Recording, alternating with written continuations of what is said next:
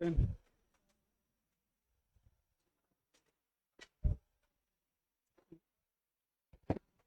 Student, देखिए अपना topic चल रहा था अंकेक्षण प्रक्रिया। 5 स्टेप अपन कंप्लीट कर चुके थे।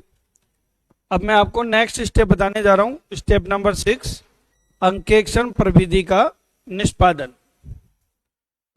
इसके लिए समझना बच्चों, एक तो मैं आपको करवा रहा हूँ अंकेक्षण प्रक्रिया जो अपन पढ़ ही रहे हैं, ऑडिट प्रोसेस।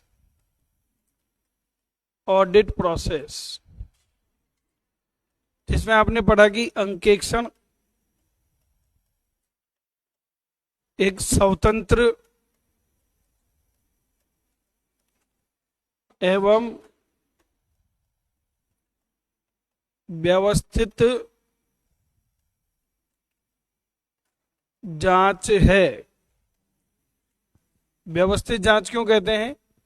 क्योंकि ये स्टेप टू स्टेप फॉलो होती है, और इन सारी स्टेप्स को मिला के अपन क्या कहते हैं? Audit process. दूसरा आज हम पढ़ेंगे अंकेक्षण प्रविधि। अंकेक्षण प्रविधि, ऑडिट प्रोसीजर। एक आप पढ़ोगे अंकेक्षण विधि। अंकेक्षण विधि, ऑडिट मेथड। और एक आप पढ़ोगे अंकेक्षण तकनीक। अंकेक्षण तकनीक, ऑडिट टेक्निक्स। अब इनका मीनिंग समझो। अंकेक्षण प्रविधि का तात्पर्य क्या है? अंकेक्षण साक्ष्यों को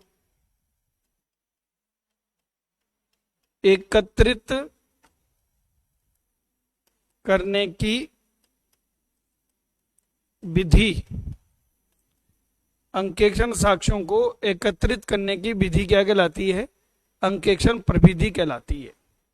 तो ऑडिट प्रोसीजर क्या होती है? ऑडिट एविडेंस को ऑब्टेन करने के मेथड्स। तो सर अंकेक्षण विधि क्या है? इसी को अंकेक्षण विधि कहते हैं।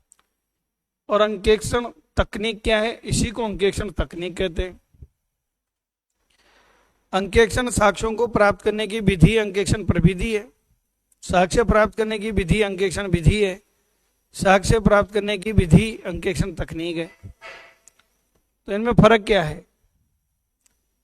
देखो, अर्थ तो तीनों का सेम है, फर्क है लेवल ऑफ ऑपरेशन का, कि जो हम काम करते हैं उसके लेवल का फर्क है।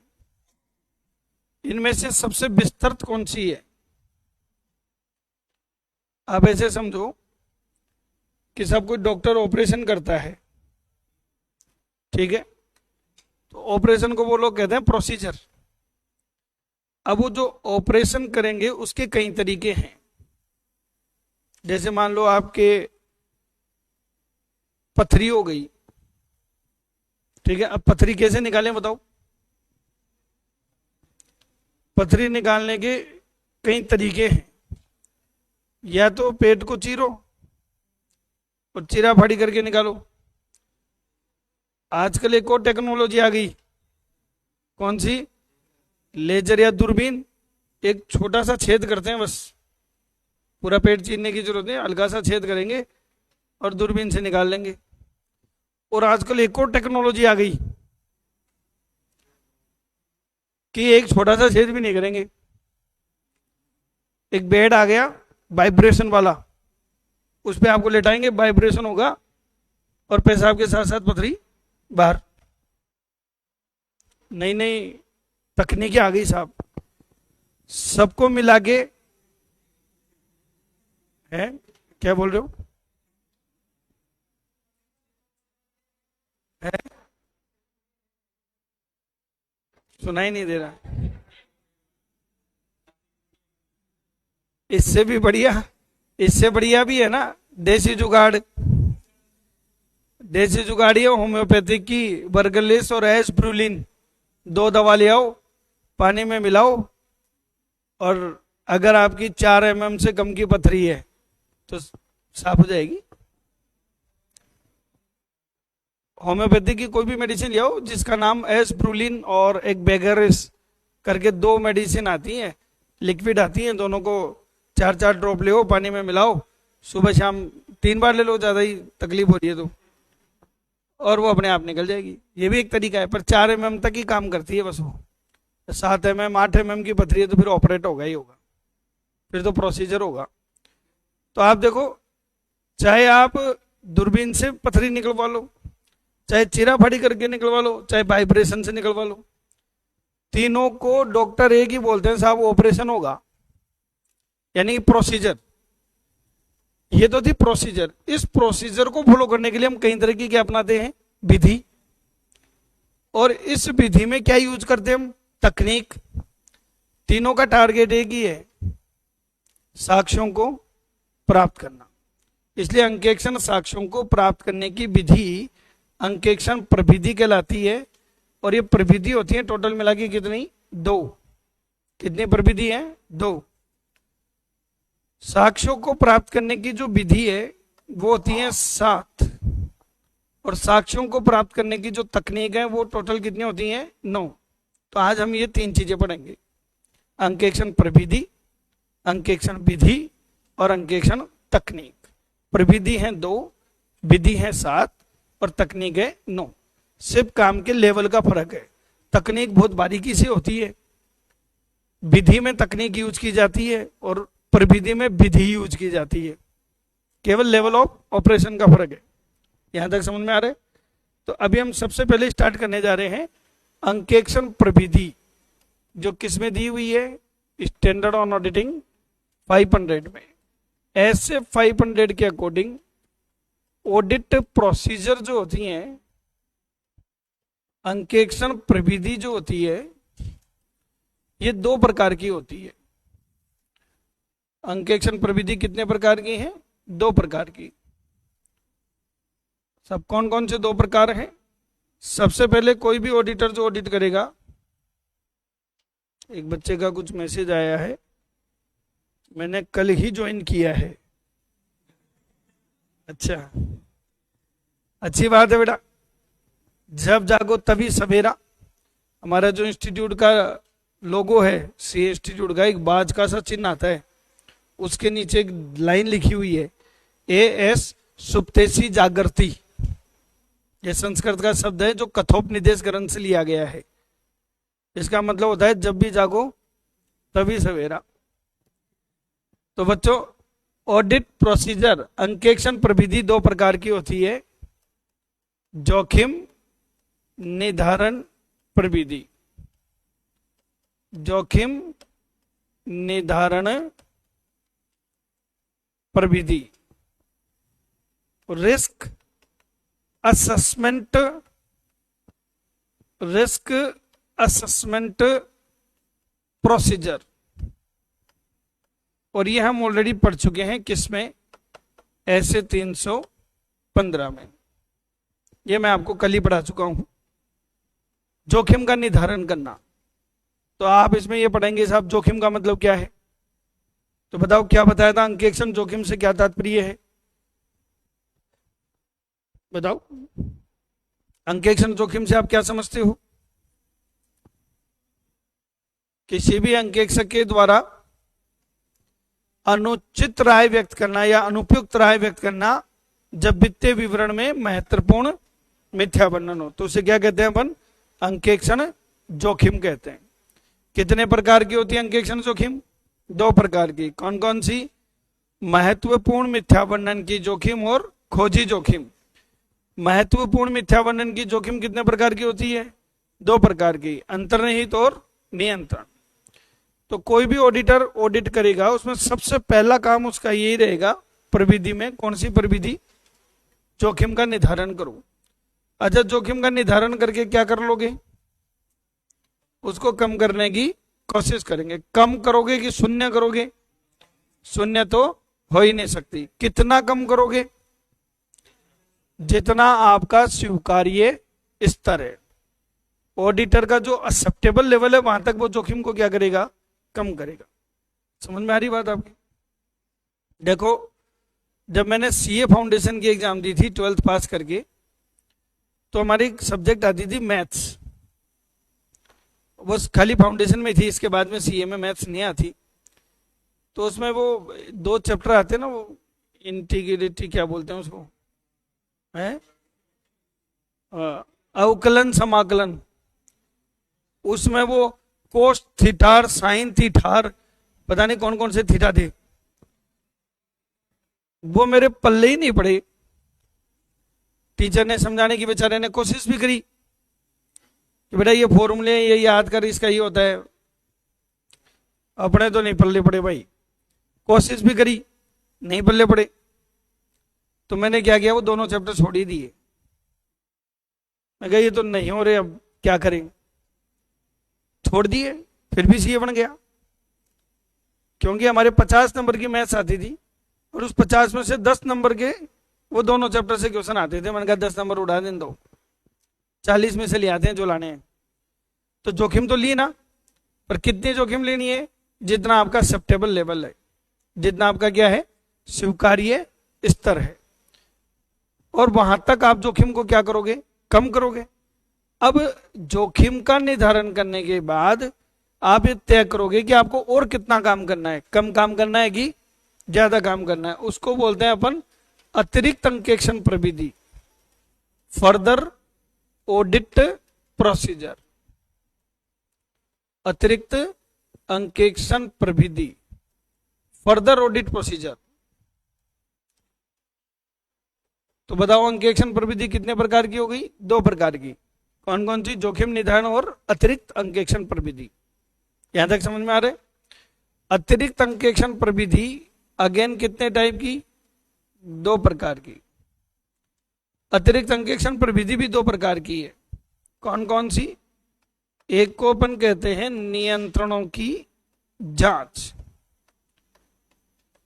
क्या कहते हैं? नियंत्रणों की जांच।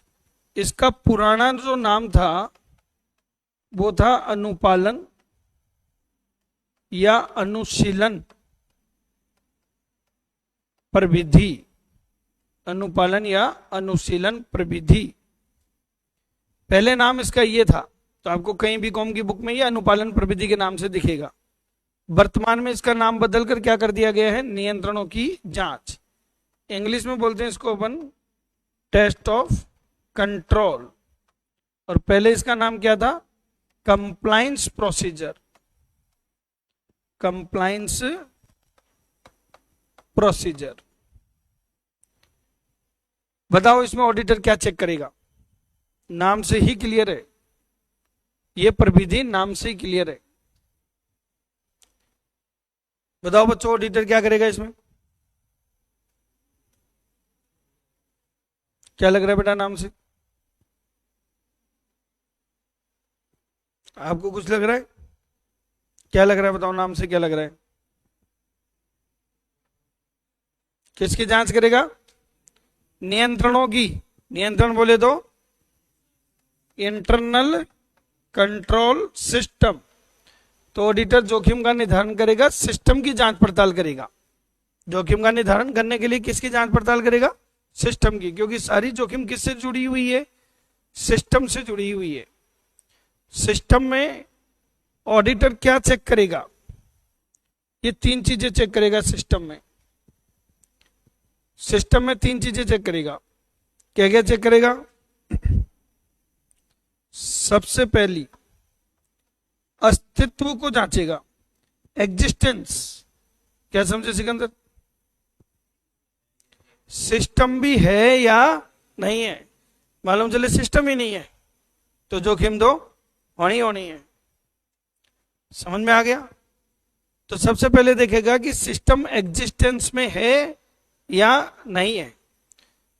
और चलो एग्जिस्टेंस में है, फिर क्या जांचेगा कि जो सिस्टम एग्जिस्टेंस में है वो प्रभावी है या नहीं है। प्रभावी बोले तो इफेक्टिव। बेटा किसको प्रभावी कहते हैं? कौन से सिस्टम को आप प्रभावी कहेंगे कि हाँ ये सिस्टम सही है, इफेक्टिव है? जहां ऐसा सिस्टम हो जो कपट और त्रुटियों को समय पर रोक सके, खोज सके, तब तो वो सिस्टम काम का नहीं केवल नाम का। नहीं समझे? या तो देखो सिस्टम होना चाहिए सॉलिड। मैं आपको एक किस्सा सुनाता हूं, इसमें सिस्टम से मुझे याद आया। एक व्यक्ति भगवान का भक्त था, डेली मंदिर जाता, डेली भगवान के आगे दीपक जला के आता था। और एक व्यक्ति नास्तिक था और वो उस भक्त का दुश्मन था। तो उन दोनों का रूटीन फिक्स था कि वो भक्त जाता था दीपक जलाने के लिए और वो दूसरा जाता था उसको बुझाने के लिए कि तू जला के यार मैं बुझा के आऊंगा, तू भगवान को मान, मैं तेरे को मानने दूंगा नहीं। समझ रहे हो? भगवान तो अपने शांत आराम से जिसको जो करना है करो, वो अपनी मूर्ति बन के बैठे रहते हैं।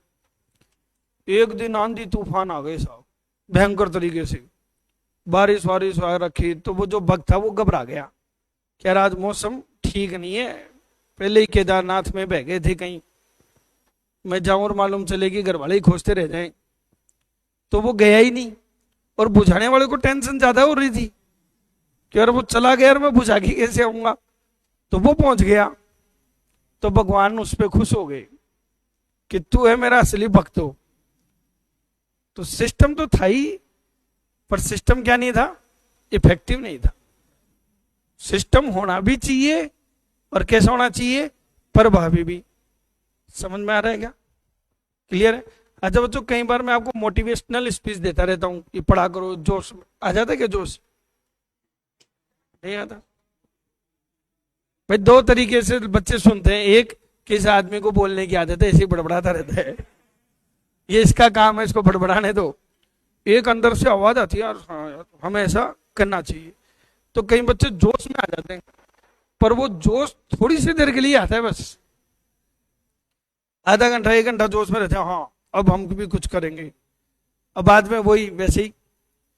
तो यहां सिस्टम है कि नहीं है तो प्रभावी है कि नहीं है, और पूरे वर्ष परिचालन में रहा या नहीं रहा, ये तीनों चीजें ऑडिटर चेक करता है। तो जहां वो सिस्टम को चेक करता है, उस प्रविधि को क्या कहते हैं अपन? नियंत्रणों की जांच। और इस सिस्टम को चेक करके अंकेक्षक ये निर्धारित करता है कि कितनी अंकेक्षण जोखिम है, कितने महत्वपूर्ण मिथ्या वर्णन है, और वो सिस्टम पे कितना विश्वास करे। क्योंकि इसके आधार पे, सिस्टम के आधार पे वो आगे की ऑडिट प्रोसीजर की क्या डिसाइड करेगा? NTE, नेचर, टाइमिंग और एक्सटेंट। मैं आपको एक और किस्सा सुनाता हूं बच्चों। जब मैं CA कर रहा था तो यहाँ हॉस्टल में रहता था, एक उदय हॉस्टल करके जगह है, जो पर्टिकुलर CA के स्टूडेंट को ही रखते हैं। जयपुर में सांगानेर में तारों की कूट है एक जगह, वहां भी उदय हॉस्टल है, और सिर्फ CA के स्टूडेंट्स ही रहते हैं वहां पे, क्योंकि CA का ही हॉस्टल है। तो मैं वहां रहता था। हमारे हॉस्टल में हम 45 लड़के थे, एक रूम में 2 लड़के रहते थे, बढ़िया फैसिलिटी वगैरह सब देते थे वो लोग। तो हमारे साथ एक लड़का था नरेश सोलंकी करके, जालोर का। मतलब जितने फर्जी लड़के देखे होंगे ना अपने आज तक, उनमें भी वो अव्वल दर्जे का था। 27 से 28 गर्लफ्रेंड थी उसकी, और यहां अकाल पड़ा हुआ था, मतलब मुहूर्त ही नहीं निकला हुआ था। और हमारे टाइम में क्या था बच्चों, हॉस्टल में एक फोन लगा हुआ था, वो 1 रुपए का सिक्का डाल के बात करते हैं ना, 1 रुपए का सिक्का डालो बात करो। उस आदमी ने इतनी कलाकारी कर रखी थी, 2-4 सिक्के ले रखे थे जिसमें छेद करके तार से बांध रखा था। तो उसको यूं सिक्के को डालता तार सहित, जो ही बंद होता वापस निकाल देता, वापस डाल देता। ऐसे वो, उसको कभी भी कोई भी पूछने की जरूरत नहीं थी, भाई कहाँ है भाई, वो वही फोन के चिपका रहा होगा। तो मैं जैसे मेरे रूम से पढ़ के निकला, बाहर गया, वहीं पे पानी का वो लगा हुआ था वाटर कूलर, वहीं पे फोन था, तो वहां जाता, तो वो सबसे हाई लो करता था, लड़का बड़ा जोली नेचर का था। तो उनका, ओ भाई जुगल भाई, मजे मजे, मैं कहते तेरे चल रही है। तो मैं पानी पीने के लिए आया, हंस हंस के बात कर रहा, मैं कहा ठीक है भाई तू तेरे मजे कर। फिर मेरे को थोड़ा सा टॉयलेट आया, मैं टॉयलेट भी जाए थे, टॉयलेट जाके वापस आया हाथ धोने के लिए, इतने में वो रो रहा। फिर मैंने कहा तेरी क्या हो गया, नौटंकी है। मैं कहा तेरे में इतनी कला कहां से आ जाती है, 5 मिनट पहले तू हंस रहा था, अभी तू रो रहा है। तो उसने फोन काटा, अरे बोला ये नंबर दूसरे है, ये दूसरी लाइन मिली हुई है, पहले दूसरी लाइन थी। इतना मतलब फ्रॉड टाइप का लड़का था, इतना फ्रॉड, पढ़ता तो था ही नहीं। और एग्जाम के 7 दिन पहले कोई कोचिंग वोचिंग कुछ नहीं करता था। हम लोग तो सारे दिन पढ़ते रहते, रात रात भर पढ़ रहे थे। एग्जाम के 7 दिन पहले पढ़ना शुरू करता, किताब खोलता, जैसे अपन अखबार पढ़ते ना डेली, वैसे अखबार के पेज पलटता रहता। सुबह एक किताब ली, शाम को पूरी पेज पलट दिए, रख दिए साइड में, बोले एक सब्जेक्ट तो तैयार हो गई। ऐसे तैयार हो गई, पूछ ले। उसकी ऑल इंडिया 41 रैंक आई, हमारे सीए में फर्स्ट टाइम में सीए पास आउट। अगर तू गजब है। उसको भगवान ने एक इनहरेंट हुनर दिया था कि वो कोई चीज एक बार देख लिया, कोई चीज पढ़ लेना अखबार के जैसे भी, वो उसके दिमाग में फिट, रटने की जरूरत नहीं थी, अखबार के जैसे भी पढ़ लेना वो उसके दिमाग में फिट। तो वो इतना ही पढ़ता था, सीए भी बन गया। और यहां हालत क्या थी कि आज कोई एक चैप्टर याद कर लिया, 5 दिन बाद में देखें तो डिप्रेशन में आ जाते थे कि यार ये पढ़ा हुआ भी है कि नहीं है। तो बताओ हमें मेहनत ज्यादा करनी पड़ती कि कम, क्योंकि हमारा सिस्टम थोड़ा क्या था, कमजोर था। तो हमारे सिस्टम के ऊपर डिपेंड करता है कि हमें आगे कितनी मेहनत करनी है। आप बताओ, जहां सिस्टम कमजोर होता है वहां अंकेक्षण को ज्यादा एविडेंस जुटाने पड़ेंगे, ज्यादा मेहनत करनी पड़ेगी। और जहां सिस्टम क्या है, मजबूत है, ऑडिटर थोड़ा हल्का हो जाता है कि चलो कोई नहीं। तो अब आगे क्या काम करना है वो सुनो। अतिरिक्त अंकेक्षण प्रविधि 2 प्रकार की। पहली क्या चेक करी हमने, नियंत्रणों की जांच। अब हम क्या चेक करेंगे, विवरणों की जांच। सॉरी, विवरणों की जांच नहीं, दूसरी प्रविधि को अपन कहेंगे सारवान मूलभूत, सारवान मूलभूत या ठोस, सारवान मूलभूत या ठोस प्रविधि। इंग्लिश में कहते हैं इसको substantive audit procedure, substantive audit procedure. तो अतिरिक्त अंकेक्षण प्रविधि 2 प्रकार की होती हैं, एक होता है नियंत्रणों की जांच और दूसरी कौन सी होती है, सारवान मूलभूत या ठोस। यानी कि सबसे मेन ऑडिट प्रोसीजर कौन सी है, ये है जिसमें ऑडिटर वर्किंग करता है। क्योंकि यहां तक अगर आप देख रहे हैं तो असेसमेंट हो रहा है, खाली ओवरव्यू ले रहे हैं हम, नहीं समझे। यहां पे हम जोखिम का निर्धारण कर रहे हैं, सिस्टम को चेक कर रहे हैं, लेन देन तो यहां चेक होंगे, एंट्रियां तो यहां चेक होगी, जिसको क्या कहते हैं अपन, सारवान मूलभूत या ठोस प्रविधि। तो बच्चों जो सारवान मूलभूत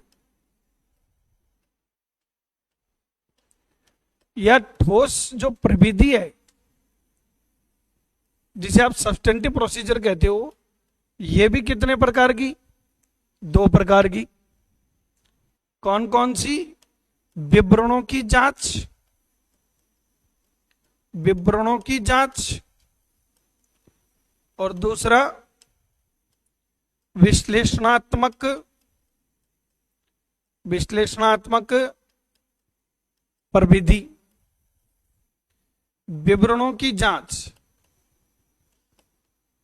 test of details, test of details. और विश्लेषणात्मक प्रविधि, analytical procedure, analytical procedure. Analytical procedure को अलग से एक ऐसे में बताया गया जिसका नाम क्या है, ऐसे 520 analytical procedure.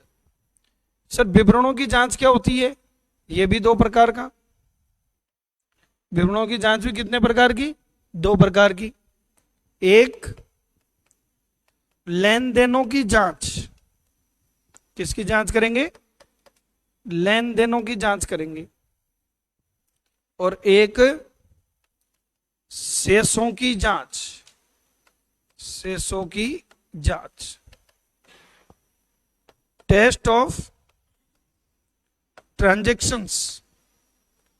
Test of transactions. और एक test of balance. Test of balance. Test of transaction, एक एक बिल की एंट्री के जांच पड़ताल होगी। किससे? किससे जांच पड़ताल होगी? बाउचर से। तो प्रमाणकों से लेन देन को मिलाने की प्रक्रिया क्या कहलाती है? प्रमाणन। बाउचिंग जो आपके कोर्स में है, एक चैप्टर जो हम पढ़ेंगे अलग से, बाउचिंग। और एक होती है बच्चों शेषों की जांच। शेषों की जांच मतलब बैलेंस शीट के जो बैलेंस हैं उनकी जांच करना। और ये कहलाता है सत्यापन, जो आपका एक अलग से चैप्टर है जिसको पढ़ेंगे अपन, क्या नाम से? वेरिफिकेशन। तो vouching verification is a part of audit procedure. कौन सी ऑडिट प्रोसीजर है? Substantive audit procedure. सारवान, मूलभूत या ठोस प्रविधि है। ये होती है बच्चों आपके अंकेक्षण प्रविधि। इसके माध्यम से हम साक्ष्य जुटाने का प्रयास करते हैं। फिर आप कहेंगे सर ये विश्लेषणात्मक प्रविधि क्या है? एनालिटिकल प्रोसीजर क्या है? जानते हो? नहीं जानते? चलो मैं आपको एक बात बताता हूं, नाम नहीं बताऊंगा क्योंकि उनकी प्रतिष्ठा का सवाल है। मेरे एक सीनियर थे, हमारे गांव के ही थे। मैं उनको भाई साहब बोलता हूं, आज भी भाई साहब बोलता हूं। जब मैं 12th पास करके सीए करने के लिए आया तो मेरे पापा ने कहा कि बेटा वो अपने गांव के ही हैं और वो वहां पे सीए कर रहे हैं, सीए फाइनल में है, तो उनसे मिलके आना, वो तेरे को गाइड कर देंगे कि तेरे को कैसे कैसे पढ़ाई करनी है। तो वो यहाँ लाल कोठी में रूम लेके रहते थे। मैंने उनके नंबर ले लिए थे घर से, उनसे फ़ोन पे बात करी, बोला जाओ कोई दिक्कत नहीं है, समझा देते हैं तेरे को। शाम में गया तो वो मतलब यूँ लग रहा था कि किताबों के नीचे ही दबे पड़े हैं। रूम के अंदर इतनी सारी किताबें और वो टेबल के ऊपर बैठ के पढ़ रहे, कुर्सी के ऊपर बैठ के पढ़ रहे। कुर्सी भी बेचारी माफी मांग रही कि माफ कर दो, 5 मिनट का रेस्ट दे दो, बैठे ही हो, उठे नहीं भाई, कुर्सी दबक गई हो। इतना नॉन स्टॉप पढ़े और इतनी इतनी मोटी मोटी किताबें। 12th का बच्चा देख के वैसे बेहोश हो जाए। मैं तो 12th पास करके ही तो आया था। मैं गया उनके बाद में, उनको भाई साहब ये सारी किताबें आपकी हैं? बोला आपकी? सारी पढ़ दी। मैंने कहा इतना पढ़ना पड़ेगा? तू क्या सोच रहा है, इतना पढ़ के पास नहीं हो रहा मैं तो। बोला 2 बार तो दे चुका हूँ एग्जाम, दोनों बार फेल हो गया, और फाइनल में हूं देख लो। और तू तो बेटा भी स्टार्ट करने आया है फाउंडेशन। पता नहीं यार, घबरा गया मैं। पापा को फोन किया, पापा ने कहा वो उनकी मेहनत है, तू तेरे हिसाब से काम कर, टेंशन मत ले। बच्चों जब मैं सीए फाइनल में आया ना, तब भी वो सीए फाइनल में ही थे। आप सोचो 4 साल लगते हैं सीए फाइनल आने में, 8 बार एग्जाम दे चुके थे तब तक वो।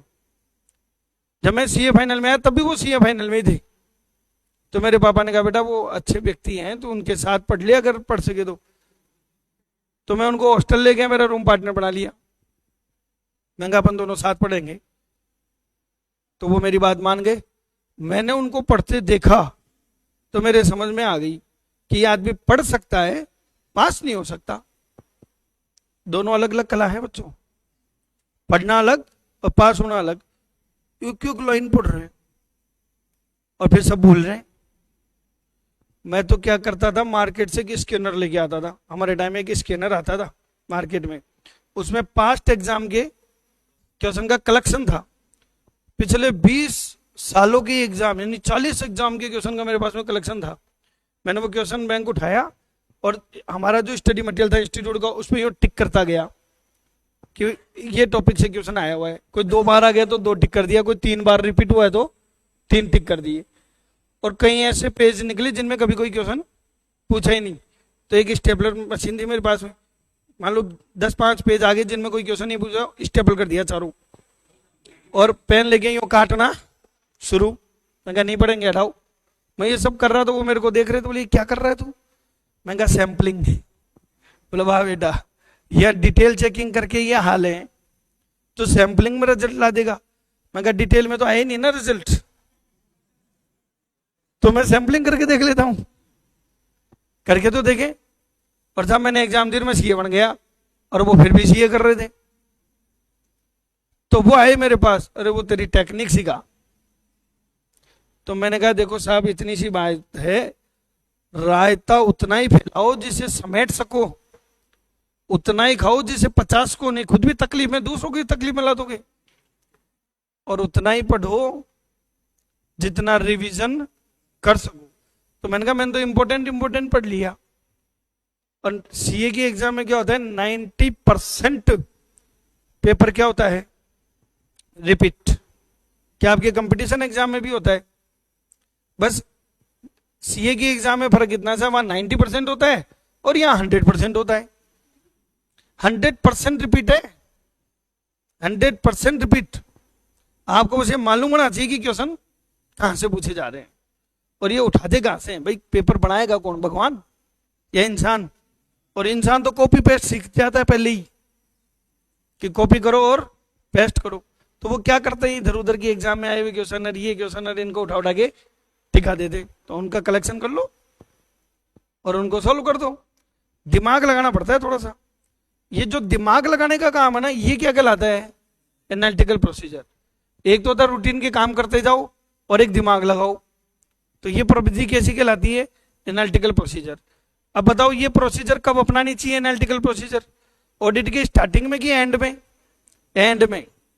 अभी आज आप अभी से ही स्टार्ट कर दो कि यार अच्छा सर ने कह दिया यार फालतू चीज है, काटो। मैं कह रही क्यों काट दिया सर, एनालिटिकल प्रोसीजर।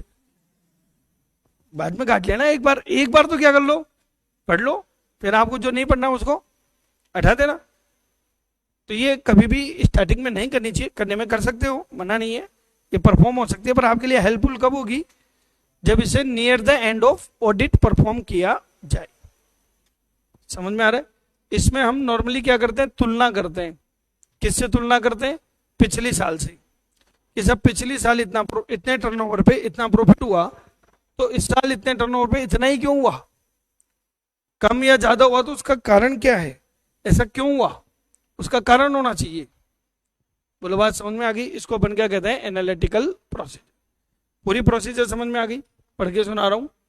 ऐसे 500 अंकेक्षण प्रविधि का निष्पादन।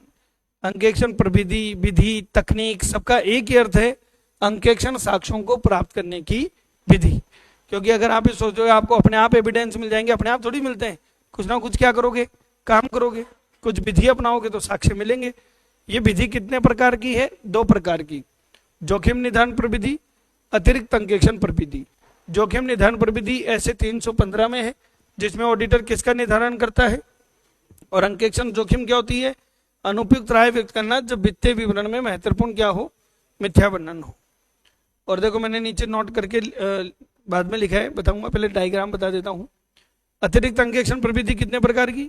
2 प्रकार के। नियंत्रणों की जांच, पहले इसका नाम था अनुपालन अनुशीलन प्रविधि। इसमें क्या चेक करते हैं अपन, सिस्टम।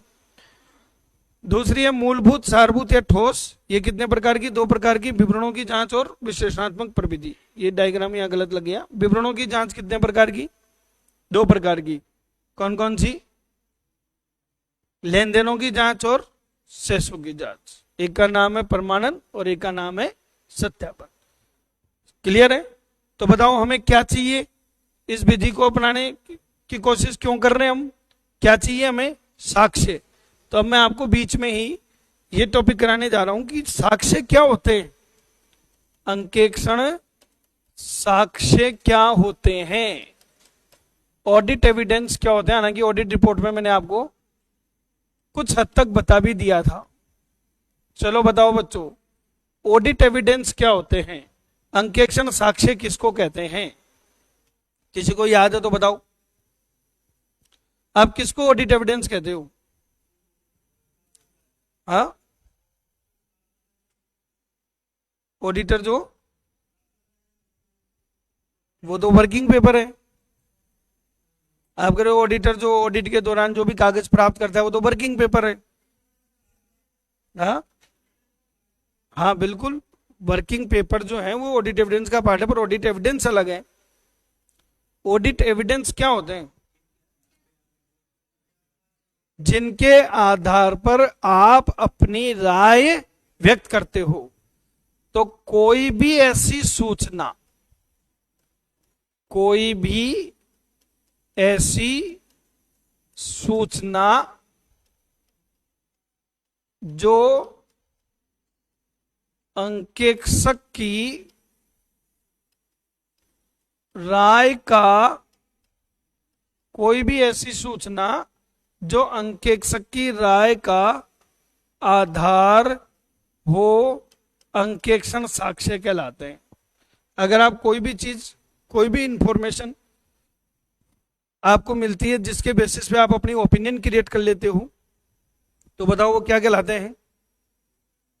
अंकेक्षण साक्ष्य कहलाते हैं। समझ में आ रहा है? चलो आप बताओ, राहुल गांधी के बारे में आपके क्या विचार हैं? हंसी आ रही है, बताओ कैसा व्यक्ति है? तो बच्चे तुरंत क्या कहें, सर पप्पू है? नहीं है। जो भी बोले, मैं सिंपल सी एक बात पूछता हूं, उसकी कितनी क्वालिफिकेशन है, कितनी पढ़ाई करी हुई है, या वो किन किन चीजों का मेंबर है, आपसे कोई उसके पर्सनल डेटा ले ले, आपको कुछ नहीं मालूम। हाँ देखो ऐसा नहीं है, आपने किसी एक इंफॉर्मेशन को बेस माना और अपनी क्या बना ली, राय बना ली, तो वो आपके लिए साक्ष्य हो गए। तो कोई भी ऐसी इंफॉर्मेशन जो आपकी राय का क्या हो, आधार हो। समझ रहे हो? अभी देखो, मैं आपकी क्लास लेने आया, मनीष सर ने मेरे को एक बात बताई अभी अभी थोड़ी देर पहले ही, कि यार जुगल मेरा एक दोस्त मर गया कल, कल ही एक्सपायर हो गया उनका दोस्त। मैं कहा तेरा दोस्त? भैया मतलब इसका दोस्त मेरा दोस्त, जाहिर सी बात है, लेकिन बचपन हमारा अलग अलग था। ये रतनगढ़ साइड का, मैं झुंझुनू साइड का। तो साहब इसका दोस्त है तो जाहिर सी बात है हमारी उम्र का है। तो मैंने घर कैसे मर गया? कोई एक्सीडेंट हो गया, क्या हो गया?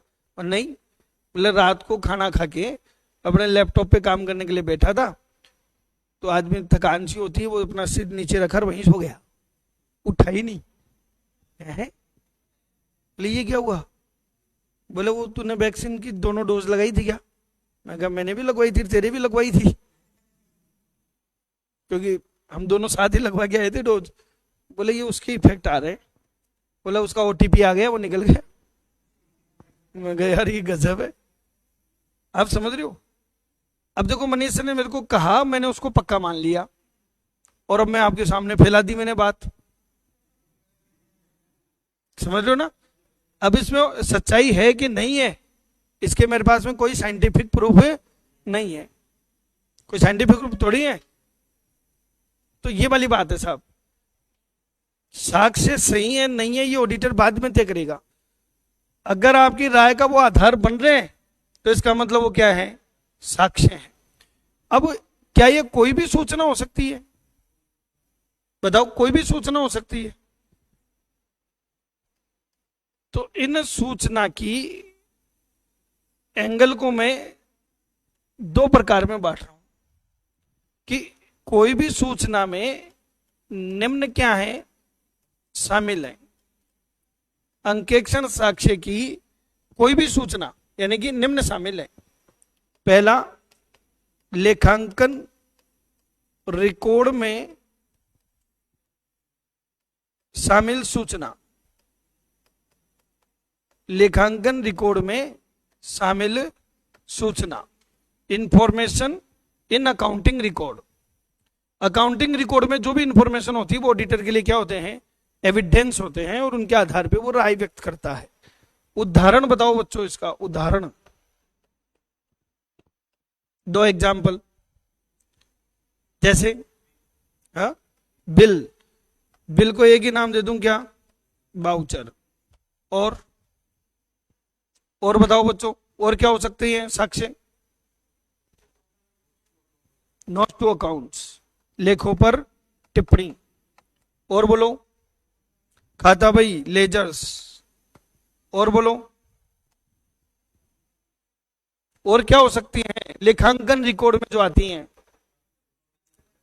ट्रायल बैलेंस, तलपट, बैंक रिकन्सिलेशन स्टेटमेंट एटसेट्रा, बहुत सारे हैं।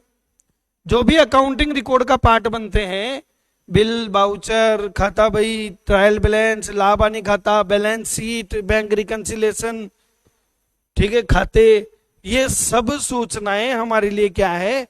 एविडेंस। ये समझ में आ रहा है? अब इसके अलावा सुनो, अंकेक्षण साक्ष्य में अन्य सूचना भी शामिल है जो लेखांकन रिकॉर्ड का पार्ट नहीं है, जिसकी कोई अकाउंटिंग एंट्री नहीं होती, जिसका अकाउंट्स में कोई एंट्री नहीं होती, फिर भी वो सूचना है और फिर भी हमारे लिए एविडेंस है। ये वो सूचना हो सकती है जो लेखांकन रिकॉर्ड का पार्ट तो नहीं है, लेकिन लेखांकन रिकॉर्ड को क्या करती है? अधिकृत करती है, अधिकृत करती है, जो वैलिडेट करती है, ऑथेंटिक करती है अकाउंटिंग रिकॉर्ड को। हालांकि वो खुद अकाउंटिंग रिकॉर्ड नहीं है, पर अकाउंटिंग रिकॉर्ड को क्या करती हैं? वैलिडेट करती हैं, ऑथेंटिक करती हैं। फॉर एग्जाम्पल देखो बच्चों, मैं आपको बताऊं, मैं एक बार कुल्लू मनाली घूमने गया था। तो कुल्लू से मनाली से कुल्लू की तरफ आते हैं तो बीच में रास्ते में एक गुरुद्वारा आता है मणिकर्णम के नाम से। सुना है कभी आपने नाम? वो गुरुद्वारा पूरा वर्ल्ड फेमस है, क्योंकि पहाड़ी इलाका है, नदी बहती है, पहाड़ों से आती है। अब बताओ, पहाड़ों से जो नदी आती है उसका पानी कैसा होगा? ठंडा या गर्म? एकदम ठंडा होता है। वहां देखो मजेदार बात, नदी बह रही है, इधर की साइड का पानी गर्म आ रहा है और इधर की साइड का ठंडा आ रहा है। और उस गुरुद्वारे में लंगर लगती है, और नहीं, उस गुरुद्वारे की बात कर रहा हूं। और वो जो लंगर में खाना बनता है ना, वहां गैस वेस काम में नहीं आती, वो जो गर्म पानी आता है ना, उससे खाना पका लेते हैं और वो लंगर लगती है। मैंने कहा यार ऐसा कैसे हो सकता है? हम वहां गए, देखा हमने अपनी आंखों से, मैंने खुद ने देखा है, मैं खुद लंगर में लग के आया हूं। मैं कहा यार तो गजब है, मतलब वहां पे एक साइड में जाओ तो गर्म, एक साइड जाओ ठंडा, और एक ही नदी। इससे कैसे हो रहा है ये? तो वहां पे लोगों ने कहा ये भगवान का चमत्कार है। फिर वो उन्होंने इसको महाभारत से जोड़ दिया, अर्जुन ने तीर मारी थी, ऐसा हो गया था और वो हो गया था। मैंने कहा ये क्या हुआ? तो फिर गुरुद्वारे में अर्जुन कैसे पहुंच गया? खैर जो भी था, लोगों ने जो कहा कि सब ऐसा हुआ था और उसका प्रूफ मिल गया, उसका क्या मिल गया? प्रूफ। तो वो उन चीजों को क्या कर गया? ऑथेंटिक। भले लेन देन नहीं हुआ है, अकाउंटिंग रिकॉर्ड को ऑथेंटिक करेगा, एंट्री नहीं होगी उसकी, पर अकाउंटिंग रिकॉर्ड को ऑथेंटिक करेगा। बताओ एग्जाम्पल दो।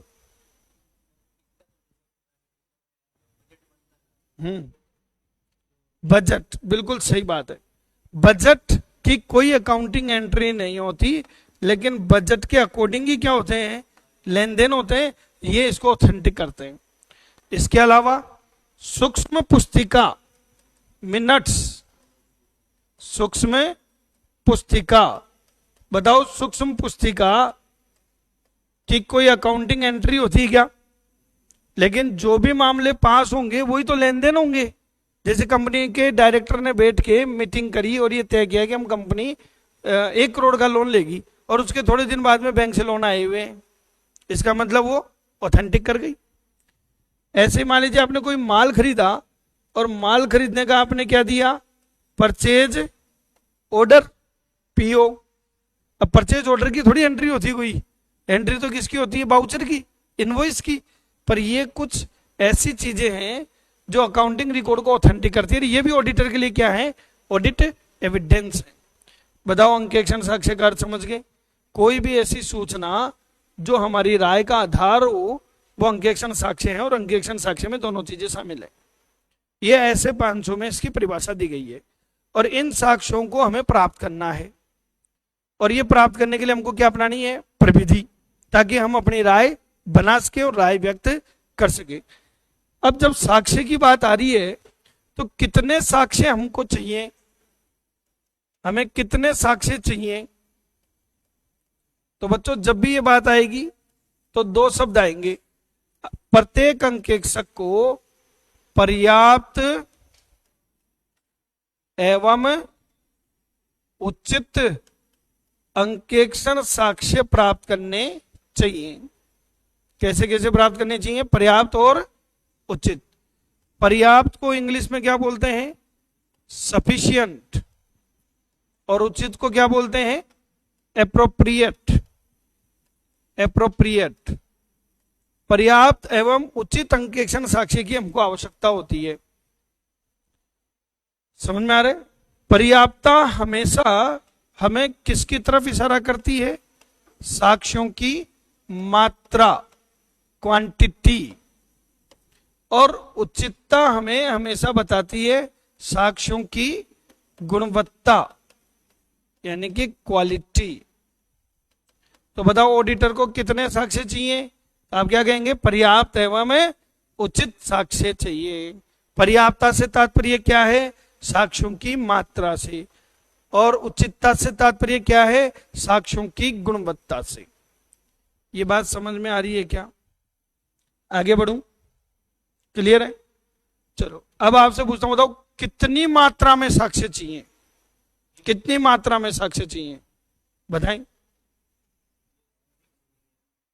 देखो मेरे जो चाचा जी हैं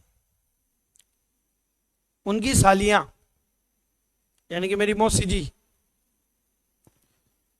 सब मोटी मोटी है, इतनी थी। और मेरी चाची तो मरी मोटापे की वजह से थी। नहीं सोचो मेरी मम्मी जिंदा है, मेरी चाची गई मोटापे की वजह से। तो सब मोटी मोटी हैं। तो अभी क्या किया, एक जो हमारे मौसा जी हैं वो अपनी बीबी को डॉक्टर के पास लेके गए, बोले इसको पतला करो, बोले इसका पेट कुछ ज्यादा ही मोटा है, काट देते हैं। तो आजकल एक नई टेक्नोलॉजी आ गई, ये मालूम क्या करते हैं? ऑपरेशन करते हैं, पेट ही काट देते हैं। और जो आपका पेट में जो खाना थैली में जाके इकट्ठा होता है ना, उसको छोटी कर देते हैं। तो अब क्या होता है, वो एक रोटी से ज्यादा खा ही नहीं पाती।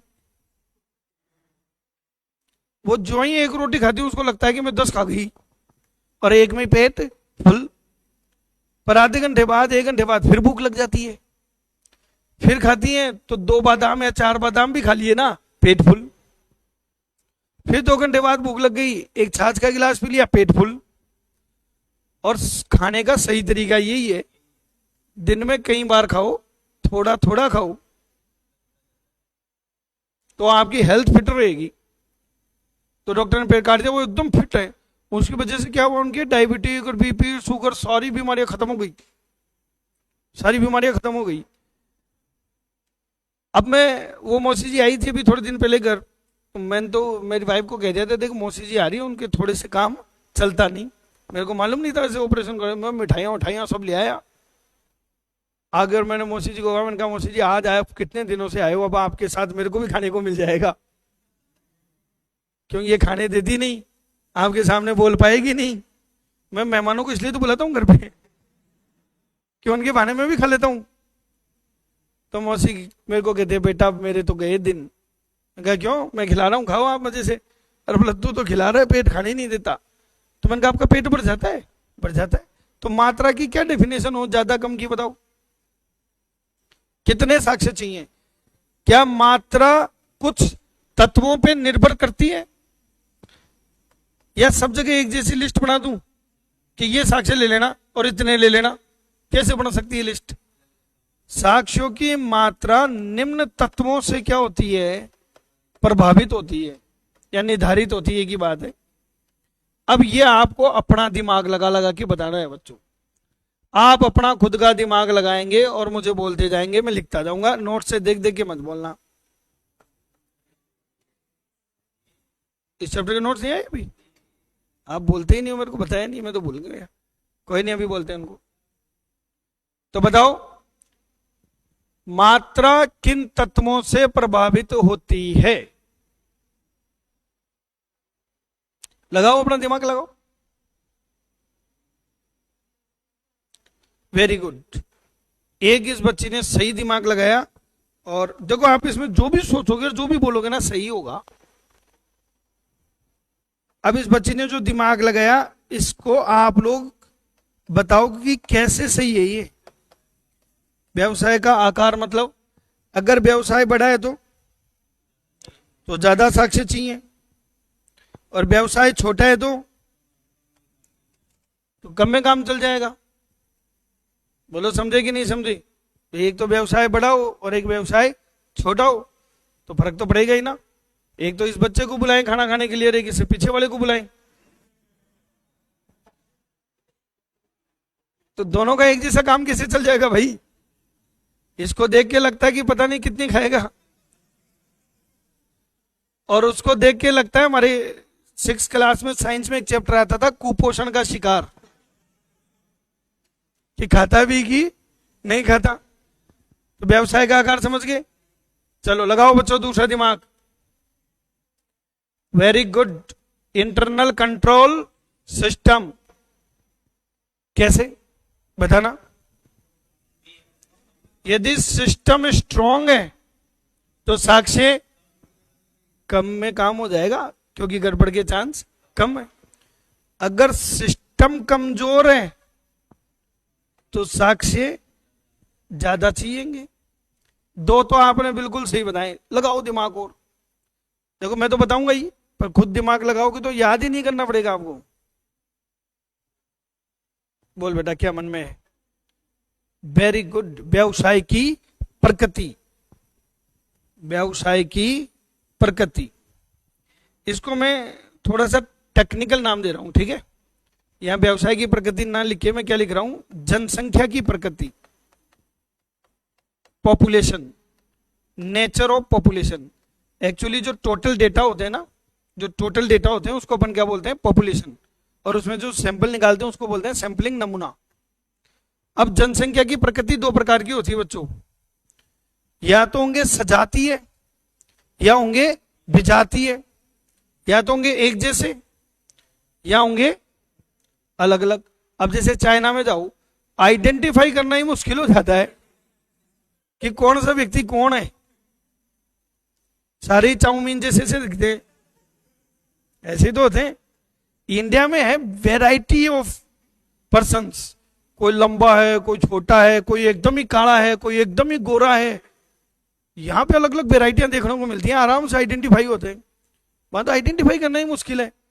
चाइनीज लोगों को देखो, ऐसा नहीं लगता कि जैसे अपने यहाँ की लो फ्लोर बस से टकरा के मुंह चिपक गया, ऐसे ही लगता है ना। तो जनसंख्या की प्रकृति दो प्रकार की, एक तो होते हैं सजातीय, सजातीय को इंग्लिश में बोलते हैं होमोजीनियस, एक जैसे। और एक होते हैं विजातीय, विजातीय को इंग्लिश में बोलते हैं हेट्रोजीनियस। होमोजीनियस और हेट्रोजीनियस। बताओ, अगर सारे डेटा एक जैसे हैं, सजातीय हैं, तो हमें साक्ष्य ज्यादा चाहिए या कम? कम, क्योंकि हैं ही एक जैसे। लेकिन सबकी प्रकृति अलग अलग है, तो हर एक एंगल से मुझे साक्ष्य लेने पड़ेंगे, या मुझे साक्ष्य कैसे जुटाने पड़ेंगे? ज्यादा। और लगाओ बच्चों दिमाग। व्यवसाय का आकार, व्यवसाय की प्रकृति, आंतरिक नियंत्रण तंत्र, ये आपकी तरफ से ही आए हैं। बिल्कुल सही बताया है। मैं कह रहा हूं ना, आप कुछ भी बोलोगे सही होगा, बस दिमाग लगाओ, सोचो।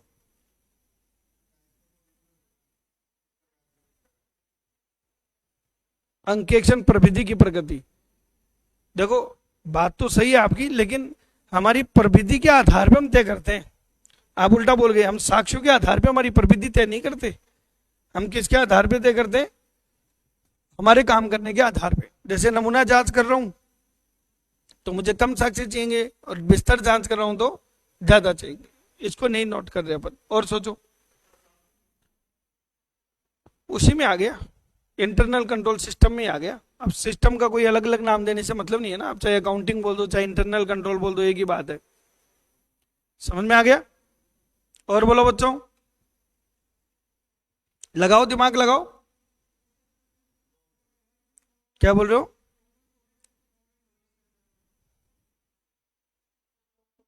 वो सब इसी का पार्ट है, सिस्टम का पार्ट है। आप कह रहे हो सर वहां पे पहले से इंटरनल ऑडिट हो रही है, इंटरनल चेक है, ठीक है, तो वो तो सिस्टम का पार्ट है ना सब। एक सबसे बड़ी बात तो भूल गए, आपसे ज्यादा बढ़िया तो ट्रक वाले ही।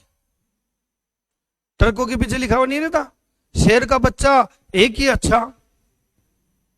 सुना नहीं सुना? मतलब, अरे हिंट दे दिया, आप तो बताओ। शेर का बच्चा एक ही अच्छा मतलब क्वालिटी। मात्रा किससे डिपेंड होती है? गुणवत्ता से। मात्रा किसके ऊपर निर्भर करती है? गुणवत्ता के ऊपर। सर मतलब, आप बताओ, बहुत बढ़िया क्वालिटी की चीज है तो कम में काम चल जाएगा, और घटिया क्वालिटी है तो ज्यादा। ये चीज यहां मत कर देना, मैंने हर जगह कही है। देखो हर जगह मैं रिपीट मार रहा था, यहां नहीं मारेंगे, ये ध्यान रखना। बढ़िया क्वालिटी की चीज है, गुणवत्ता अच्छी है तो कम साक्ष्यों से काम चल जाएगा। लेकिन अगर घटिया क्वालिटी की है तो गधों की भीड़ इकट्ठी करने से शेर नहीं बन जाएगा। समझे नहीं समझे? बहुत सारे घटिया क्वालिटी के एविडेंस जुटा लिए, वो क्वांटिटी को सब्स्टिट्यूट नहीं कर सकते, क्वालिटी को सब्स्टिट्यूट नहीं कर सकते। और सोचो बच्चों, एक महत्वपूर्ण बात भूल गए आप, और वो है जोखिम। क्या चीज की बात कर रहा हूं मैं? जोखिम की। कैसे? अगर जोखिम ज्यादा है तो बताओ, अगर जोखिम ज्यादा है तो ज्यादा साक्ष्य, और जोखिम कम है तो कम में काम चल जाएगा। तो ये तो हो गया आपका पर्याप्तता। हाँ, उससे जुड़ी हुई रहती है, पर जोखिम ऐसी भी तो है ना जो सिस्टम से जुड़ी नहीं है, वो किससे जुड़ी हुई है? ऑडिटर से। इसलिए हम यहाँ पे जोखिम वर्ड यूज कर रहे हैं। बोलो बच्चों, यहां तक समझ में आ गया क्या? क्लियर है? तो ये थी साक्ष्यों की पर्याप्तता की बात। अब हम किसकी बात कर रहे हैं? उचितता, गुणवत्ता। आप कौन से साक्ष्य को गुणवान कहेंगे? आप किन साक्ष्यों में ये कहेंगे कि ये उचित हैं, गुणवत्ता वाले हैं? बताओ बच्चों, ये जो साक्ष्यों की गुणवत्ता है, साक्ष्यों की गुणवत्ता, साक्ष्यों की गुणवत्ता दो चीजों पर निर्भर होती है। आप इन्हीं दो चीजों को गुणवत्ता वाले कहेंगे। ये दो चीजों पे निर्भर है, या दो चीजों से प्रभावित होती है। पहला, आप उनको गुणवान कहेंगे जो आपके लिए क्या है? रिलेवेंट है। समझ गए? जो आपके लिए क्या है? रिलेवेंट है, आपसे संबंधित है, आपसे संबंधित है। और एक आप उनको गुणवान कहेंगे जो आपके लिए क्या है? रिलायबल है, विश्वसनीय है, जो रिलायबल है, आप उन्हीं को गुणवान कहेंगे। समझ रहे हो? पहले रिलेवेंट की बात कर रहे हैं, रिलेवेंट।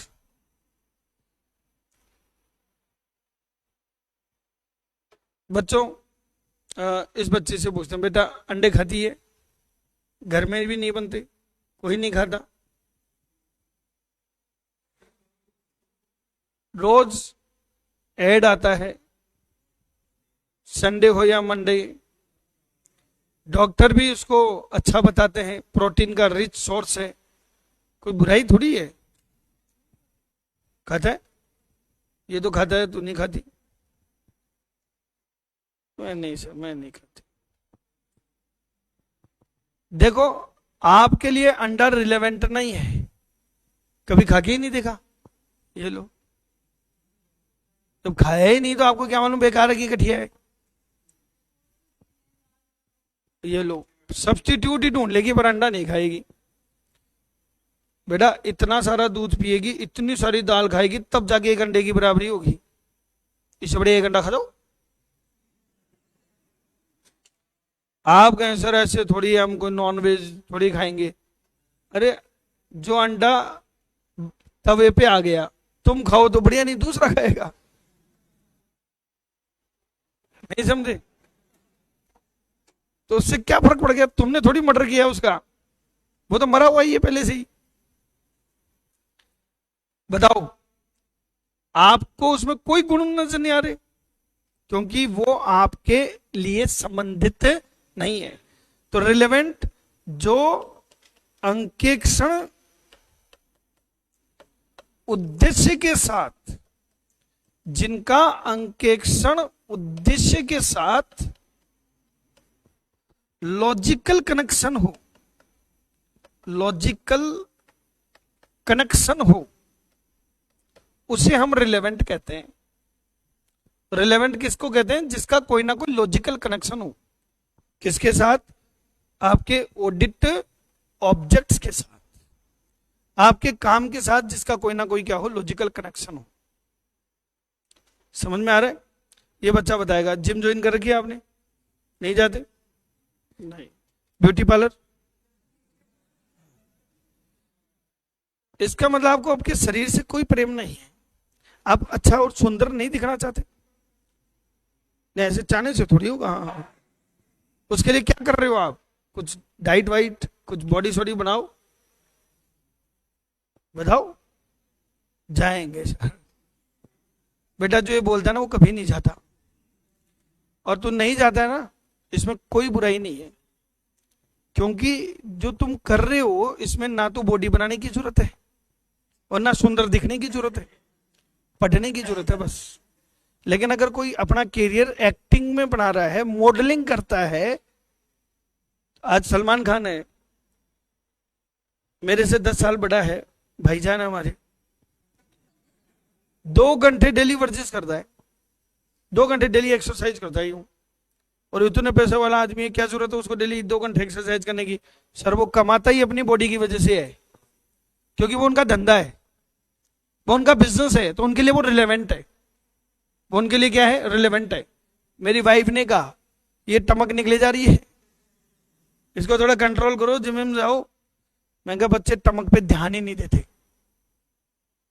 बच्चे सिर्फ सुनते हैं मेरी बात को, और मेरा ये धंधा है, तो चाहे कितनी टमक आ जाओ, आपकी क्या फर्क पड़ता है? मेरे तो फायदा है, चाय यहीं रख पी पी के पिलूंगा, अलग से प्लेट की जरूरत नहीं पड़ेगी, टेबल की जरूरत नहीं पड़ेगी। बताओ है कि नहीं है? कोई फर्क पड़ता है क्या? हर आदमी के अपने अपने क्या होते हैं? ऑब्जेक्ट होते हैं। अब मैं इसका एक उदाहरण समझा रहा हूं, थोड़ा दिमाग लगाना पड़ेगा इस उदाहरण में।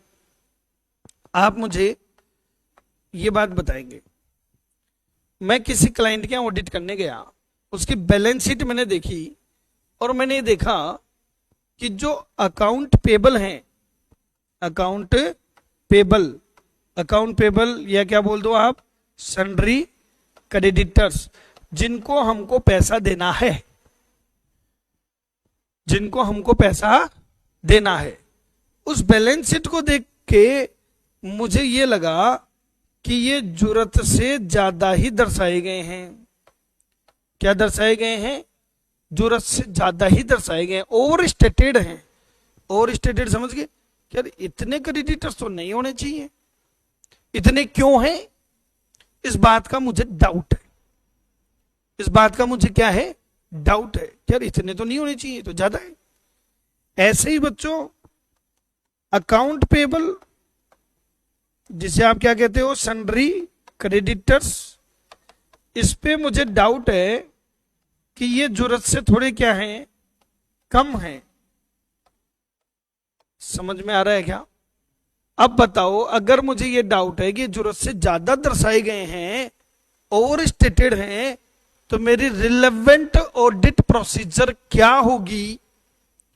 मुझे क्या ऑडिट एविडेंस ऑब्टेन करने चाहिए इस डाउट को कंफर्म करने के लिए?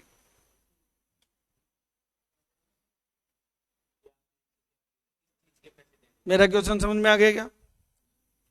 सिकंदर कैसे, आपने क्या खरीदा? मैंने कहा माल खरीदा है बेचने के लिए, लेबल संभाल।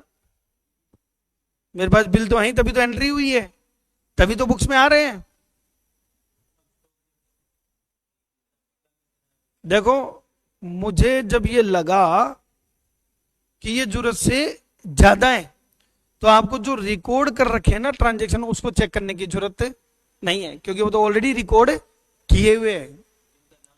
आपको उन पार्टियों से क्या मंगवाओगे? कंफर्मेशन। माल आया कि नहीं आया, उसके लिए स्टॉक का क्या करोगे? Physical verification. तो आपको रिकॉर्डेड एंट्री चेक करने की जरूरत नहीं है, यहां पर आपको रिकॉर्डेड एंट्री की जांच की आवश्यकता नहीं है। आपको तो और ही तरीका अपनाना पड़ेगा, क्योंकि आपको पहले से ही डाउट की ज्यादा है। इसके जस्ट विपरीत अगर मुझे डाउट क्या होता कि यार इतने कम क्रेडिटर्स, ज्यादा होने चाहिए थे, इतना माल बेच दिया, इसके पास क्रेडिटर्स इतने कम क्यों हैं? अब बताओ क्या चेक करूं? अब क्या चेक करूं? अब मुझे रिकॉर्डेड एंट्री जो है वो तो चेक कर ही ली मैंने, जो रिकॉर्डेड है वो तो चेक कर ही ली। ये हो सकता है कि कुछ ऐसे बिल हों जिनकी एंट्री ही नहीं हो। अनरिकॉर्डेड डॉक्यूमेंट्स को जांचें। किसको जांचोगे बताओ? जिसको, ये हो सकता है ना कि आपने एंट्री करना ही भूल गए हो, बुक्स में एंट्री करना ही भूल गए, इसलिए क्या दिखाई दे रहे हैं? ये कम दिखाई दे रहे हैं। मेरा कहने का मतलब समझ गए? तो इसका मतलब ये हुआ कि एक अंकेक्षण प्रविधि सभी परिस्थिति में सुटेबल नहीं हो सकती। जैसा देश वैसा बेस। तो जो चीज, जो एविडेंस आपके लिए रिलेवेंट है, वो ही आपके लिए गुणवान है, और जो रिलेवेंट नहीं है वो गुणवान नहीं है। आपके पैर में कांटा लग गया तो तलवार आपके लिए कोई काम की नहीं है, सुई से काम हो जाएगा। समझ रहे हो? सुई से ही काम हो जाएगा। तो रिलेवेंट जो होता है उसी को हम गुणवान कहते हैं। ये जो एलन इंस्टीट्यूट है, इसमें एक फैकल्टी हुआ करती थी पहले, अरोड़ा जी के नाम से, आशीष अरोड़ा, बिल्कुल सही जानते हो आप। क्या पढ़ाते हैं? फिजिक्स। बहुत नामी टीचर, मतलब बहुत बढ़िया टीचर, फिजिक्स पढ़ाते हैं। 1.5 करोड़ रुपए की सैलरी थी उनकी। हाँ, एलन में ज्यादा थी, मुझे 1.5 तक का ध्यान था। अब बंसल में चले गए वो। अच्छा, पहले बंसल में थे, फिर एलन में आ गई, फिटजी से आई, अब अन अकेडमी में है। देखो इनको सब मालूम है। आप बोलो तो कल आपके यहाँ क्लास लगवा दे उनकी है। अरे आप सिकंदर कह रहे सर हमारे क्या काम का? अरे जो आदमी को लोग 2.5 करोड़ रुपए साल के दे रहे हैं, इतनी क्वालिटी उस आदमी में, और आप कह रहे हो सिकंदर कह रहे मेरे क्या काम का? बताओ। अब समझ में आ गया ना? क्योंकि ये आपके पर्पज के लिए वो क्या नहीं है? रिलेवेंट नहीं। तो जो आपके पर्पज के लिए रिलेवेंट ही नहीं है, उसमें आपको कोई क्वालिटी नजर नहीं आएगी। दूसरी बात, गुणवत्ता हमेशा किस में नजर आएगी? जो आपके लिए क्या हो? रिलायबल हो, जिस पे आप विश्वास करते हो, इसका मतलब उसमें गुण है। अब विश्वास किन चीजों पर निर्भर करेगा? विश्वास किन पर निर्भर करेगा? साक्ष्यों की विश्वसनीयता निम्न पर निर्भर करती है। अंकेक्षण साक्ष्यों की विश्वसनीयता निम्न पर क्या करती है? निर्भर करती है। समझ में आ गया? क्लियर है? कैसे? साक्ष्यों की विश्वसनीयता किन किन पर निर्भर करती है? लगाओ दिमाग अपना। विश्वसनीयता कैसे, किसके ऊपर निर्भर करती है? चलो कोई नहीं, मैं बताता हूं। साक्ष्यों की प्रकृति, स्रोत और परिस्थिति। साक्ष्यों की प्रकृति, स्रोत और परिस्थिति पर विश्वसनीयता निर्भर करती है। कैसे सर? प्रकृति, साक्ष्यों की प्रकृति 3 प्रकार की होती है। या तो साक्ष्य कैसे होंगे? लिखित, या फिर साक्ष्य कैसे होंगे? मौखिक, या फिर साक्ष्य कैसे होंगे? दार्शनिक। आप कहें सर ऑडिट एविडेंस मौखिक कैसे हो सकते हैं? क्यों? आपने ये कैसे सोच दिया लिखित ही होते हैं? पूछताछ करते हो किसी से, सामने वाला उसका जवाब देता है तो मौखिक ही तो है। साक्ष्य तो वो भी है। साक्ष्य कोई भी सूचना हो सकती है। तो साक्ष्यों की प्रकृति 3 प्रकार की, लिखित, मौखिक और दार्शनिक। सर दार्शनिक आंखों देखा, बताओ स्टॉक का क्या करोगे? भौतिक सत्यापन आंखों से तो देखोगे, तो मिल गया ना साक्ष्य। आंखों देखा, कानों सुना और लिखा हुआ। Which one is more reliable? बताओ इन तीनों में से सबसे ज्यादा रिलायबल कौन सा है? लिखित, मौखिक और दार्शनिक के कंपेयर में अधिक विश्वसनीय है, क्योंकि मौखिक बातें आप कोर्ट में प्रूव नहीं कर पाएंगे। आंखों देखा झूठ हो सकता है, कानों सुना झूठ हो सकता है, पर लिखे हुए को हम ज्यादा विश्वसनीय मानते हैं। बोलो पहली प्रकृति समझ में आ गई। अब आ जाओ स्रोत। बताओ बच्चों साक्ष्य कहां से मिलेंगे? तो स्रोत होते हैं बच्चों 2, या तो आंतरिक या बाह्य। आंतरिक मतलब किससे जुटाए? प्रबंधकों से। प्रबंधकों से प्राप्त किए आपने। और बाह्य मतलब किससे जुटाए? तृतीय पक्षकार से प्राप्त। बताओ कौन सा ज्यादा विश्वसनीय है? बाह्य साक्ष्य ज्यादा विश्वसनीय है। किसके कंपेयर में? आंतरिक। मैं ये नहीं कह रहा आंतरिक फर्जी है, मैं ये नहीं कह रहा, पर कंपेयर कर रहा हूं। तो ज्यादा विश्वसनीय कौन सा है? बाह्य। क्यों है बताओ? बाह्य साक्ष्य ज्यादा विश्वसनीय क्यों है? क्योंकि आंतरिक तो प्रबंधक देंगे, प्रबंधक फर्जीवाड़ा कर सकते हैं, वो तो कुछ भी मैनिपुलेशन कर सकते हैं। और बाहर के लोग क्यों करेंगे मैनिपुलेशन? वो थोड़े से क्या होते हैं? स्वतंत्र होते हैं। पर डाउट तो हर चीज पे हो सकता है। बोलो यहां तक समझ में आ रही है? प्रकृति, प्रकृति को हम 2 एंगल से पढ़ेंगे बच्चों। पहला एंगल, या तो आपको जो डॉक्यूमेंट्स मिले वो क्या मिले? ओरिजिनल, या फिर क्या मिले? जीरोक्स। बताओ कौन सा ज्यादा रिलायबल है?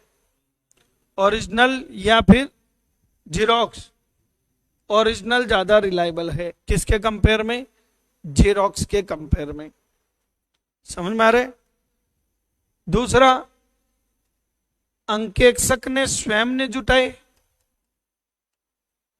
अंकेक्षक ने स्वयं जुटाए हैं, या प्रबंधकों से प्राप्त किए हैं? नहीं, परिस्थिति है। या तो ऑडिटर ने खुद ने जुटाए हैं एविडेंस, या प्रबंधकों से प्राप्त किए हैं। कौन सा ज्यादा विश्वसनीय है? स्वयं ने। तो ये हो गई परिस्थितियां और ये हो गई विश्वसनीयता। समझ में आ गया? और इन दोनों को मिलाकर अपन क्या कहते हैं? साक्ष्यों की, बताओ, गुणवत्ता। गुणवत्ता कितनी चीजों पर निर्भर? रिलेवेंट और रिलायबल। रिलेवेंट क्या होता है? जो लॉजिकल कनेक्शन रखे। रिलायबल इन चीजों पे निर्भर। समझ में आ गया क्या? तो ये आज आपका एक टॉपिक कंप्लीट हो गया। कौन सा? SF 500 अंकेक्षण साक्ष्य। यहां तक का पढ़ के सुना रहा हूं, देखो। SF 500 audit evidence. Audit evidence से तात्पर्य ऐसी सूचनाओं से है जो कि अंकेक्षक की राय का आधार बनती है। इसमें लेखांकन लेखों में शामिल सूचना और अन्य सूचना दोनों क्या है? शामिल है। ये मैंने डायग्राम बना दिया कि लेखांकन लेखों में शामिल सूचना जैसे तलपट, बैंक समाधान, विवरण, खाता बही, प्रमाणक इत्यादि, और अन्य सूचना जो लेखांकन सूचनाओं को अधिकृत करती हैं, सपोर्ट करती हैं, जैसे सूक्ष्म पुस्तिका, चेयरमैन के स्पीच। अंकेक्षक को कैसे साक्ष्य चाहिए? पर्याप्त और उचित। साक्ष्यों की पर्याप्तता का तात्पर्य क्या है? मात्रा। मात्रा किन के ऊपर निर्भर करती है? इन चीजों पर। व्यवसाय के आकार के ऊपर। अगर बिजनेस का आकार बड़ा है तो ज्यादा साक्ष्य चाहिएंगे, आंतरिक नियंत्रण तंत्र सॉलिड है तो कम साक्ष्य चाहिएंगे। महत्वपूर्ण मिथ्या वर्णन की जोखिम अगर ज्यादा है तो ज्यादा साक्ष्य चाहिएंगे। ये चीज मैं आपको बताना भूल गया, मटेरियलिटी, भौतिकता या महत्वपूर्णता, आपको बताओ कौन सी चीज ज्यादा रिक्वायर होगी जो आपके लिए क्या हो, महत्वपूर्ण हो, जो आपके लिए क्या हो, महत्वपूर्ण हो। जैसे फॉर एग्जाम्पल आप मान लीजिए बहुत ही गरीब घर से, आपके पास बहुत सारी सुविधाओं का क्या है, अभाव है, और आपकी किस्मत ऊपर वाले ने सुनहरे अक्षरों से लिखी है। भाई पैदा गरीब घर में हुए हो, मरोगे गरीब होके, ये जरूरी थोड़ी है। आप जूनियर अकाउंटेंट बने, पैसा कमाना क्या किया, शुरू किया, सबसे पहले क्या करोगे बताओ? देखो शादी तो गरीब की भी होती है, अमीर की भी होती है, वो तो पैसों का उससे क्या कनेक्शन है, वो तो हो ही जाएगी है। सबसे पहले क्या बनाओगे, मकान, दहेज, दहेज से मकान बनाएगा। खैर चलो आप अनुभवहीन व्यक्ति हो, दहेज लेना मत बेटा, क्योंकि मैंने लिया था। हाँ दहेज मत लेना, दहेज के बाद में क्या होता है, आदमी दबाव महसूस करता है। जो ही कोई बात आती है बोले मेरे पापा ने जो भी दिया वापस दो, मैं तो अभी छोड़ जाऊंगी तुम्हें, अब वो तो खा पी गए। देखो बच्चों क्या होता है, इसमें एक मास्लो की आवश्यकता का पदानुक्रम सिद्धांत लगता है। कोई भी व्यक्ति सबसे पहले कौन सी रिक्वायरमेंट फुलफिल करेगा, जो उसका जीवन जीने के लिए आवश्यक है, जो रहने के लिए बेसिक नीड पूरी करेगा। खाना पीना ढंग से खाना शुरू करोगे, फिर आप रहने के लिए मकान लोगे, फिर सेफ्टी की तरफ आओगे, फिर थोड़ी लग्जरी की तरफ आओगे कि अब कार भी होनी चाहिए। समझ रहे हो ना? तो सेम कहानी यहां पर है। ऑडिटर जिसको ज्यादा महत्वपूर्ण समझता है वहां साक्ष्य ज्यादा जुटाएगा। जनसंख्या की प्रकृति सजाती है तो कम, भिजाती है तो ज्यादा, और बढ़िया गुणवत्ता वाले हैं तो कम में भी काम चल जाएगा। साक्ष्यों की उचितता यानी कि गुणवत्ता, गुणवत्ता निम्न के ऊपर निर्भर करती है बच्चों, विश्वसनीयता के ऊपर और रिलेवेंस यानी संबंधित या संगतता के ऊपर। विश्वसनीयता तीन चीजों से प्रभावित होती है, स्रोत, प्रकृति और परिस्थिति। स्रोत दो प्रकार के हैं, आंतरिक, बाह्य। प्रकृति तीन प्रकार की है, लिखित, मौखिक और दार्शनिक। आंतरिक स्रोत से प्राप्त साक्ष्य बाह्य स्रोत से प्राप्त साक्ष्य की तुलना में थोड़े क्या होते हैं, कम विश्वसनीय होते हैं। ऐसे ही मौखिक साक्ष्य लिखित साक्ष्य की तुलना में थोड़े कम विश्वसनीय होते हैं। और संगतता का तात्पर्य है जिसका अंकेक्षण उद्देश्य के साथ कोई ना कोई क्या हो, लॉजिकल कनेक्शन हो। एक परिस्थिति में एक प्रविधि अगर बेस्ट है तो जरूरी नहीं है कि वो दूसरी में भी बेस्ट होगी। ऐसा हो सकता नहीं हो सकता? बताओ। आप एक काम करो, कोई डॉक्टर जो है वो जो ट्रीटमेंट करता है ना, उसके क्लिनिक में नौकरी कर लो एक बार, सिर्फ 2 महीने। 2 महीने में मालूम आपको क्या फीलिंग आएगी, क्या मैं ही बन गया डॉक्टर। क्योंकि आप देखोगे वो 20-25 दवाएं रट ली उसने, और वही वो लिखता रहता है, वही टिकाता रहता है। समझ रहे हो कैसे? उसी टाइप के मरीज आते हैं उसके पास। अब लेकिन देखो फिर भी मरीज आते हैं, और वो क्या करता है, थोड़ा बहुत चेंज करता है, थोड़ा सा। जैसे किसी को ये 3 दवा दे दी, आपको भी 3 दी है, लेकिन 3 में से 2 सेम है, 1 चेंज कर दी। तो ये चीज जो है ना, वो डॉक्टर को मालूम है कि जो इसके लिए सुटेबल है वो आपके लिए सुटेबल नहीं है। दी गई परिस्थिति में एक अंकेक्षण प्रविधि किसी अभिकथन के लिए, अभिकथन क्या होता है मैं आगे समझाऊंगा, असर्शंस के लिए संगत हो सकती है, तो हो सकता है दूसरे के लिए नहीं हो। मतलब कोई एक अकाउंटिंग ट्रीटमेंट के लिए बेस्ट हो सकता है, लेकिन वो दूसरे के लिए हो जरूरी नहीं है। तो ये थी बच्चों आज आपकी अंकेक्षण प्रविधि। और टोटल क्या क्या पढ़ेंगे अपन? प्रविधि, विधि और तकनीक। प्रविधि कितने प्रकार की? 2 प्रकार की, जोखिम निधान और अतिरिक्त। अब अपन क्या पढ़ेंगे नेक्स्ट? विधि। और विधि कितने प्रकार की? 7 प्रकार की। और विधि का तात्पर्य भी क्या है? साक्ष्यों को प्राप्त करने की विधि। ये 7 प्रकार की होती है। एक होता है निरीक्षण, एक होता है अवलोकन, एक होता है बाह्य पुष्टिकरण, ठीक है, आपको मैं बता दूं, ये बाह्य पुष्टिकरण जो है इसके ऊपर एक ऐसे लागू हो जाएगा वापस से, कौन सा, ऐसे 505, ये अपन कल पढ़ेंगे। कुछ पूछ रहे थे आप?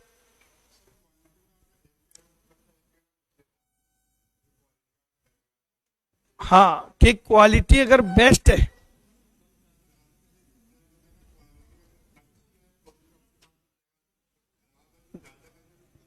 हाँ, वो क्वालिटी के हिसाब से आप एक कर दो, क्वालिटी अच्छी है तो कम से कम। हाँ,